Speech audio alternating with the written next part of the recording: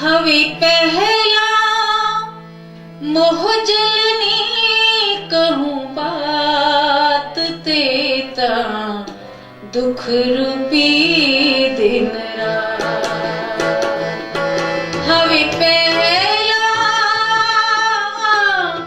मोह जलनी कहूँ बात तेता दुख रूपी दिन रात।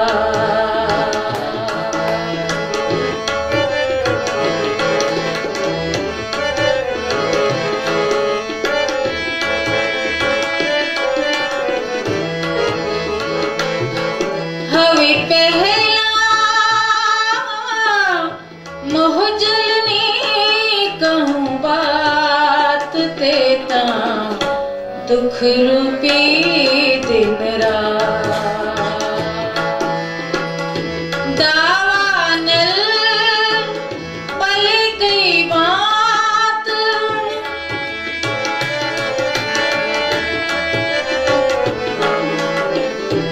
दावानल पले कई बात तेणी केडली कहूँ विख्या दुख रूपी दिन रात। हवे पहला मोह जलनी कहूँ बात तेता दुख रूपी दिन रात।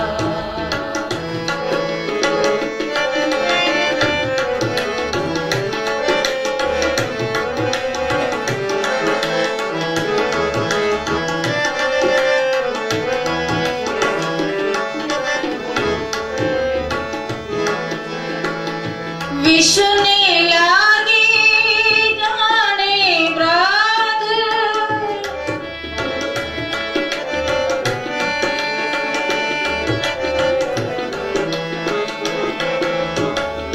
विष्णु लागी जाने ब्राद माहे अगन बले कई भात।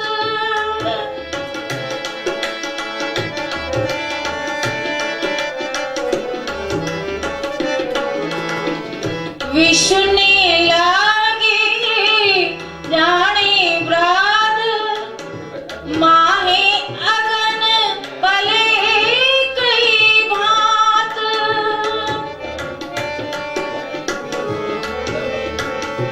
तेता पीड़े दुष्ट ने साध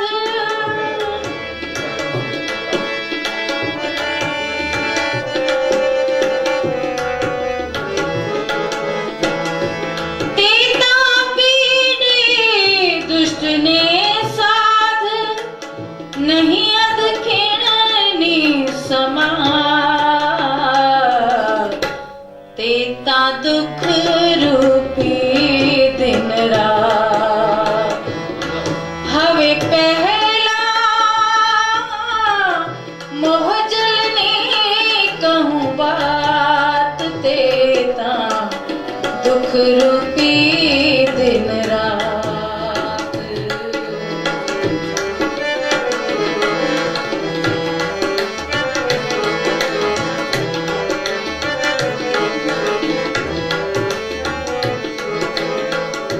कृपा करो छो अमज तणी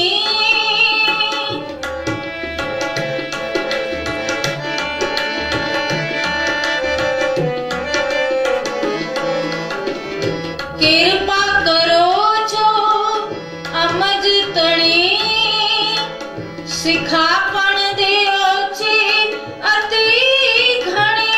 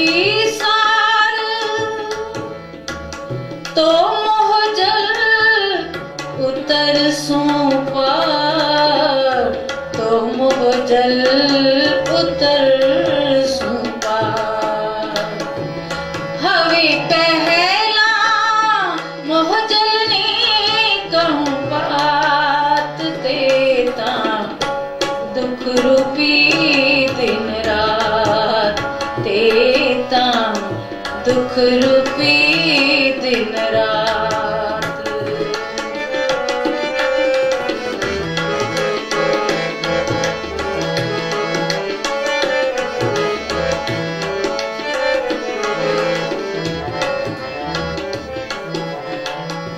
ए माया छे अति बलवंती,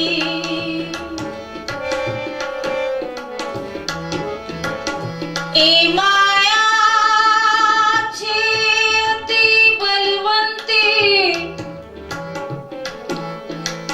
उपनी जे मूल धनी थकी,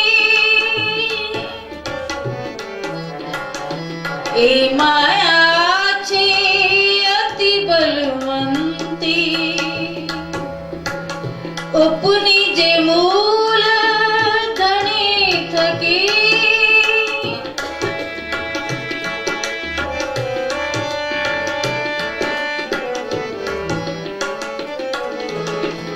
मुनि जनने मनाव्या हार,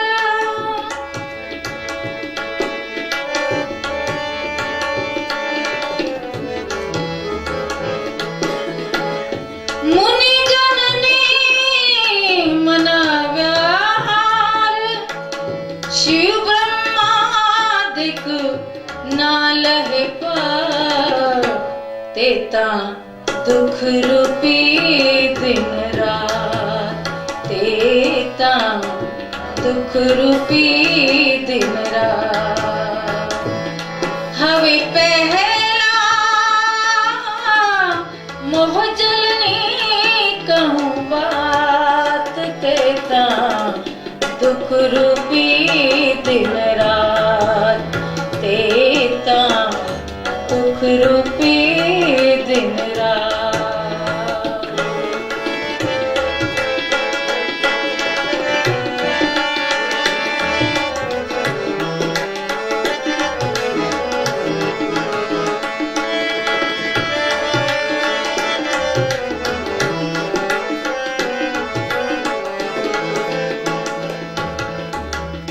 જ્યારે ધની ધનવટ કરે,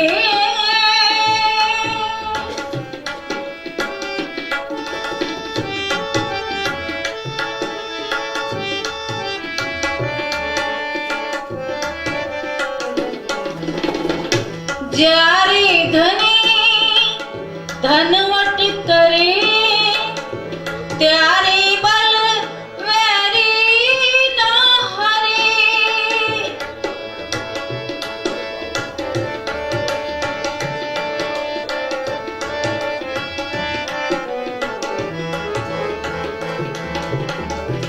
જ્યારે ધની ધનવટ કરે, ત્યારે બલ વેરી ન હરે, વલી ગયા કામ સરાડે ચડે,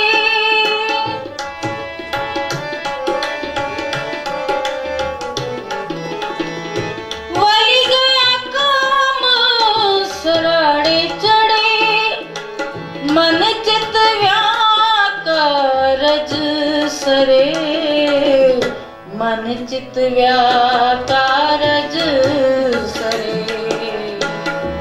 हवे पहला मोह जलनी कहूँ बात, तेता दुख रूपी दिन रात, तेता दुख रूपी दिन रात, तेता दुख रूपी दिन रात। बोलिए श्री प्राणनाथ प्यारे की जय। चर्चा प्रारंभ होत है, सुनो साथ चित दे, भजो राज श्याम श्री प्राणनाथ, सखी जीवन हमारा है। श्री महामति कहे साथ जी, भया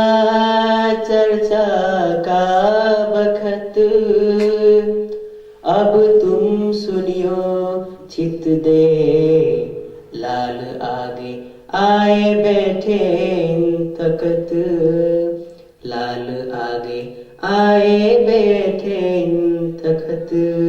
बोलो श्री प्राणनाथ प्यारे की जय। श्री मोहम्मद कहे ए मोमिनो, ए बेवरा तीनों का कया तुम, कहूँ आगे और मजल की, जो दिखाया खेल हुकाम, जो दिखाया खेल हुकाम, फिर कहूँ श्री जी की।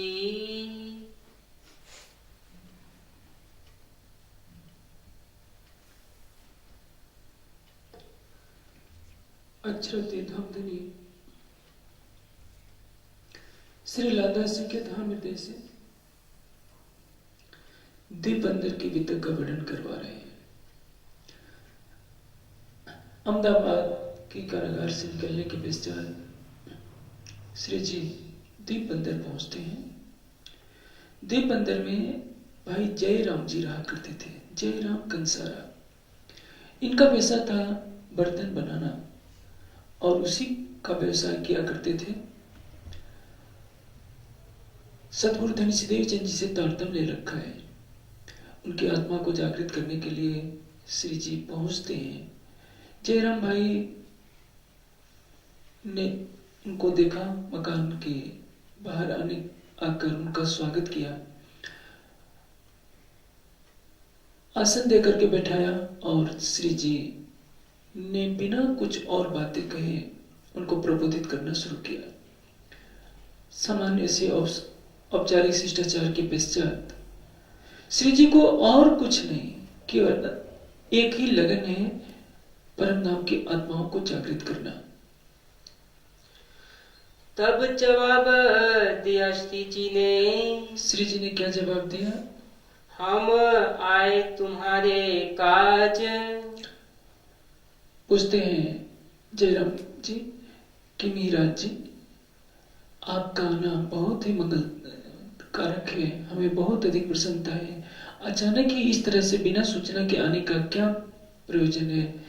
श्री जी उत्तर देते हैं कि भाई मैं तो आया हूं तुम्हारी आत्मा को जागृत करने के लिए।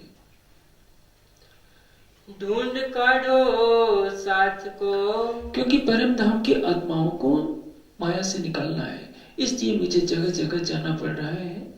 हुई चर्चा इन समय, और श्री जी के मुखारविंद से परम धाम अखंड ब्रज राज की बातें शुरू हो जाती हैं। तुमको ऐसा ना चाहिए। जयराम जी, आज आप माया में इतने धंस गए हो, क्या आपने कभी सोचा है कि आप क्या कर रहे हो? एक पाती कबू ना लिखी। सतगुरु धनी सिद्धेव चंद जी का धाम गमन हुआ, आप उसमें भी नहीं आए। श्री बिहारी जी को गादी पर विराजमान किया गया, उसमें भी नहीं आए। इतने समय हो गया, आपने कोई एक पत्र तक नहीं लिखा कि कैसे क्या चल रहा है, सुंदर साथ की जागनी क्या है। यूं बचन खंडनी के, इस तरह से तीखे वचनों से जयराम जी की आत्मा को जागृत करते हैं। रास ग्रंथ के प्रारंभिक 4 प्रकरण वही दीप बंदर में उतरे हैं, जिसमें माया की विवेचना की गई है। हमें पहला मोजलने कहूं बात, देता दुख रूपी दिन रात, दावा नल वलिक कई बात तेड़ी किरली को विख्यात। ये मोहजल की बात कही जा रही है। ये मोहजल क्या है? जिसमें सारा संसार फंसा हुआ है। 3 प्रकार की अग्नि है। एक तो दवाग्नि, जो वनों में डालियों से रगड़ से पैदा हो जाती है। एक है जठराग्नि, जो सबके शरीर में भोजन को पचाती है। और एक है बड़वाग्नि, जो समुद्र के जल के घर्षण से पैदा हो जाती है। लेकिन ये तो स्थूल अग्नियां हैं। सूक्ष्म अग्नि है जो मनुष्य के अंदर हमेशा जल रही है। काम की अग्नि, क्रोध की अग्नि, लोभ की, मोह की, विषय विकारों की अग्नि ऐसी है जो शरीर के मिट जाने के बाद भी जीव के सूक्ष्म शरीर से बधी रहती है। और चित्त में जन्म जन्मांतरों की वासनाओं की अग्नि संस्कारों के रूप में पड़ी होती है, जो एक योनि से जीव दूसरी योनि में भटकता जाता है और उस तृष्णा का कभी नाश नहीं होता। इसको कहते हैं हमें पहला कम मोजल निवात देता दुख रूपी दिन रात। इसी मोजल में तृष्णा की अग्नि से संसार का हर प्राणी दुखी है। और जयराम कंसारा जो तारतम ज्ञान ले चुके हैं, सदगुरु देवचंद जी की सानिध्य प्राप्त कर चुके हैं, उनको प्रबोधने के लिए धामधनी तरह तरह के वचनों से उन्हें जागृत कर रहे हैं और स्पष्ट कर देते हैं, आपण हजी नथी उलख्या जो विचारी मन विविध पेरे समझाविया अनेक कहीं निधितार्थ। जयराम जी, सच बात यह है कि हमने यानी सुंदर साथ ने अभी तक अक्षरातीत की पहचान नहीं की है। क्या करना होगा? सात वली ने सांभलो चाकी करो विचार, जेड़े अजवालो अकरियो परखो पुरुष ए पार। सात वली ने सांभलो, सब सुंदर साथ इस बात को सुन लें कि जागी करो विचार, जागृत होकर के आपस में इस बात का विचार करना है कि हमने अक्षरातीत को कितना पहचाना है। जेड़े अजवालो आकरो परखो पुरुष से पार, जो छर अक्षर से परे अक्षरातीत है, उसी अक्षरातीत ने सतगुरु धनी देवचंद जी के अंदर विराजमान होकर के तारतम्य ज्ञान का उजाला किया और हमें छर अक्षर से परे अक्षरातीत के मूल घर की पहचान दी, लेकिन हम उसको अंगीकार नहीं कर सके, न उनके स्वरूप की पहचान कर सके। कोई न अघाया इनमें, और इसमें किसी को भी आज तक तृप्ति नहीं है। कोई न अघाया इनमें चचोड़त ठौर मुर्दार। कहते हैं श्री जी कि भाई जयराम, आज तक किसी को तृप्ति तो हुई नहीं। जैसे कुत्ता हड्डी को चूसता है, हड्डी की नुकीले कोनों से उसकी दाढ़ में घाव हो जाता है और अपने ही खून को पीता रहता है। वो सोचता है कि हड्डी से खून आ रहा, उसकी तृष्णा है खून की, खून का प्यासा वो कुत्ता हड्डी को चूस चूस कर अपने ही खून को पीता रहता है। वैसे ही जीव का स्वभाव है। जीव विषयों में फंसा हुआ है। वो सोचता है कि संसार के विषयों में अनंत है। जीवा से 6 प्रकार के रसों का सेवन करता है, नासिका से सुगंध का सेवन करता है, कान से मधुर ध्वनि का सेवन करता है, आंखों से रूप को देख करके मुग्ध होता है। प्रकृति के बंधनों में इसलिए फंसा रहता है क्योंकि प्रकृति के विषयों का सेवन करता है।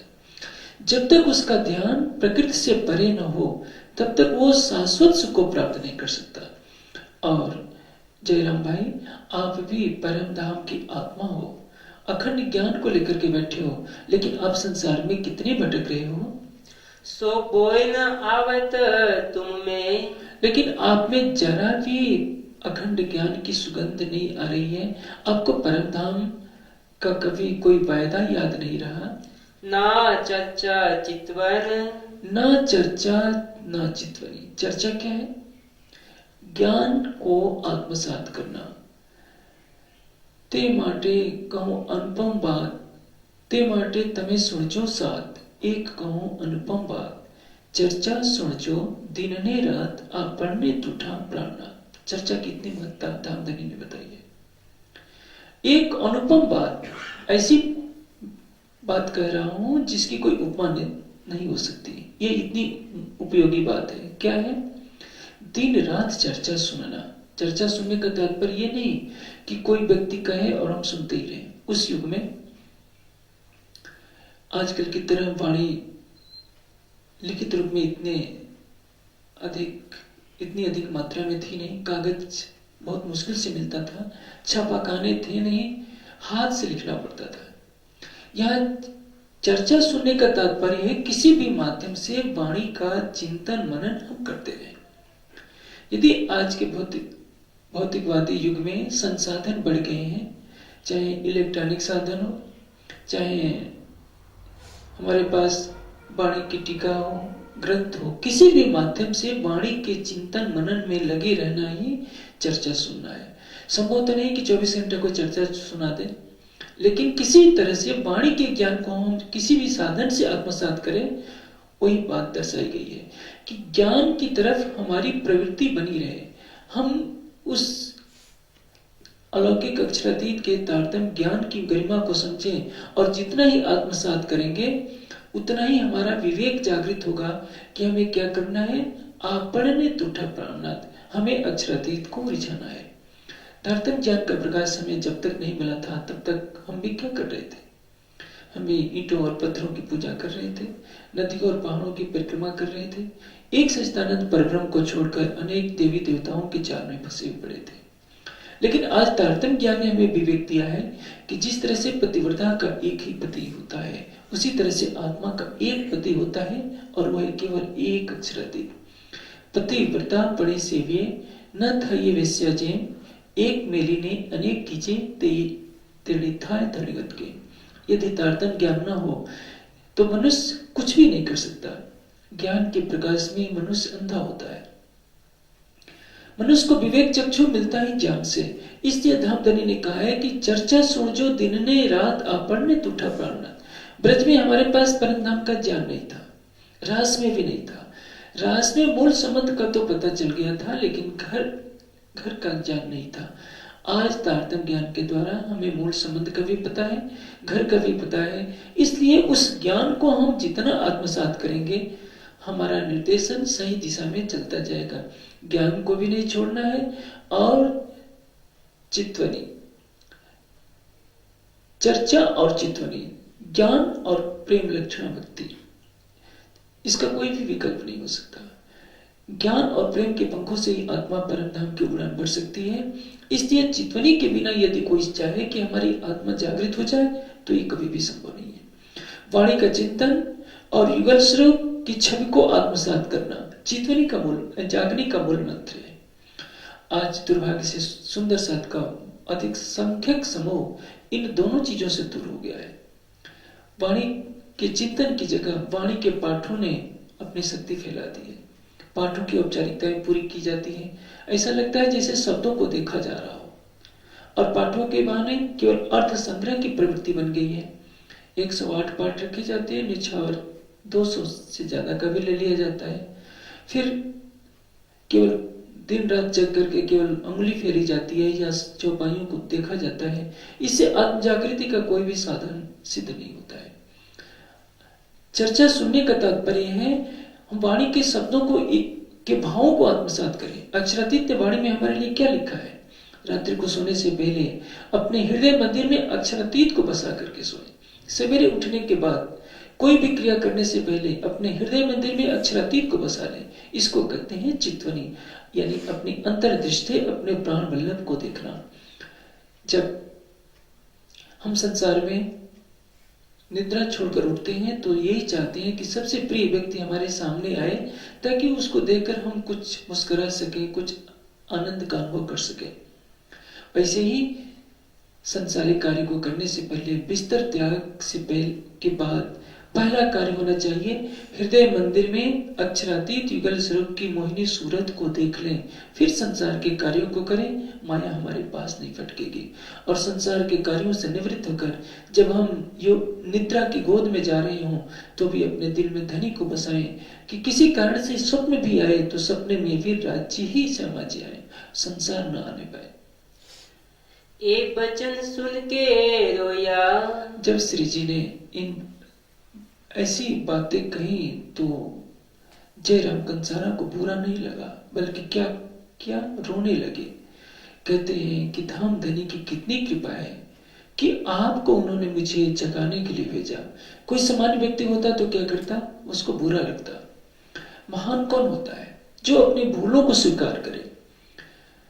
स्वामी श्रद्धानंद और महात्मा गांधी में एक ही विशेष गुण था कि भरी सभा के बीच में उन्होंने अपनी भूलों को स्वीकार कर लिया और अपनी भूलों को सुधार करते करते वे महान पद पर प्रतिष्ठित हुए। महात्मा गांधी को जहां उनके प्रशंसकों ने राष्ट्रपिता तक कह दिया, वहीं स्वामी श्रद्धानंद की गरिमा से सारा देश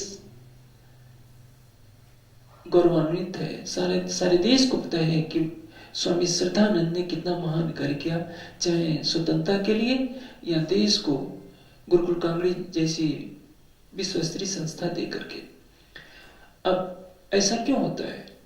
मनुष्य गलतियों का पिटारा तो है, हर प्राणी में कोई ना कोई भूल होती है, लेकिन जो उस बुराई को त्यागने के लिए तल्लीन दिखता है वही आगे बढ़ पाता है। यदि हम सोचते हैं कि हमारे अपराधों को कौन देख रहा है, वहां से पर्दा पड़ जाता है। किसी महापुरुष की सानिध्यता में रहने के बाद या सच्चिदानंद परब्रह्म को साक्षी मान लेने के बाद अपनी भूलों को कभी छिपाना नहीं चाहिए। यदि हम अंधकार में कोई भूल करते हैं तो यह भी ध्यान रखना होगा कि कोई अलौकिक सत्ता है जिसकी दृष्टि से हम बच नहीं सकते। और यदि हम ये समझते हैं कि अक्षरातीत श्री राज्य हमारे हर कार्य को देख रहे हैं तो हम कभी भी भूल करने का प्रयास नहीं करेंगे। हम अपराध कब करते हैं? जब हम इस बात से निर्भय हो जाते हैं कि कोई हमें देख नहीं रहा है। ये हमें नहीं मालूम कि जो हमारे हृदय मंदिर में बैठा हुआ है वो तो हमारे हर कार्यों का दृष्टा होता है। चिंतामणि की भी यही प्रवृत्ति रही, या हर ब्रह्म सृष्टि की यही आदत होती है कि वो अपनी गलतियों को स्वीकार कर लेती है और आगे उसको न करने का दृढ़ संकल्प लेती है। जो भी व्यक्ति ऐसा करेगा एक न एक दिन सफलता के शिखर पर पहुंचेगा।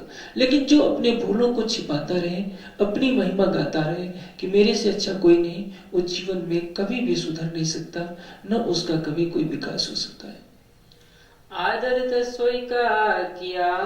और कहते हैं कि महाराज अब आप भोजन के लिए तैयार हो जाइए क्योंकि दोपहर का समय हो गया है। पहले क्या पहचाना था कि महाराज आए। जब चर्चा सुनी तो लगा कि ये महाराज नहीं है, ये तो श्रीराज है। आरुगाए श्रीराज। श्री जी तैयार होते हैं, बहुत प्रेम से भोजन कराते हैं, क्या मान करके कि मेरे घर स्वयं श्रीराज जी आए हैं। यानी देवचंद जी के अंदर विराजमान जो राज जी लीला कर रहे थे, अब वही श्रीराज जी मुझे जगाने के लिए पुनः आए हैं। नहीं तो बिना सूचना के, बिना मेरे बुलाए किसको पड़ी है कि घर घर जाकर के परम धाम की आत्माओं को जगाए। फिर बैठे चर्चा करने। और पुनः चर्चा करने के लिए बैठ जाते हैं। ब्रज को जो वर्णन। अब भोजन जैसे ही कर लेते हैं, सुंदर साथ आग्रह करते हैं कि धामधनी आप थोड़ा विश्राम कर लीजिए क्योंकि आप कई घंटे लगातार बोले हैं। श्री जी कहते हैं कि भाई हम न आए पौड़ने, हमारी तो और गरज। मैं लेटने के लिए नहीं आया हूँ, आराम करने के लिए नहीं आया हूँ। मेरा तो एक ही कार्य है कि परम धाम की आत्माओं को जगाना। इसलिए अब पुनः ब्रज की लीला से शुरू कर देते हैं।